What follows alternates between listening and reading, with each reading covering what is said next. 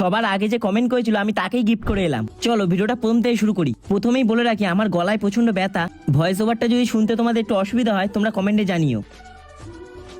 ভাই এখন রং শোকায়নি কিন্তু আগে থেকে বলে দিলাম।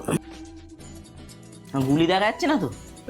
অনেকে আমাকে কমেন্টে বলছিল তুমি কি আর এত দামি জিনিস গিফট করবে। আমার কাছে সব থেকে দামি জিনিস হচ্ছে তোমরা, আর তোমাদেরকে আমি কথা দিয়েছি মানে সেটা আমি দেবো। কয়েকদিন একটু ব্যস্ত ছিলাম বলে এইদিকে আর সময় দিতে পারছিলাম না, কিছু মনে করো না। আমি তাড়াহুড়ো করে নিজের হাতে প্যাকিং করছি, জানি খুব একটা ভালো হচ্ছে না। এর পরের গিফটটা আমি ভেবেছি এরকম ভাবে সেম প্যাকিং করে বাবুঘাটের পাশে যে প্রিন্সপ ঘাট আছে ওখানে রেখে দিয়ে চলে আসবো, আর ওপরে লিখে দিয়ে আসবো যে পাবে তার। কলকাতা থেকে কারা কারা আমার ভিডিও দেখছে কমেন্টে জানিও।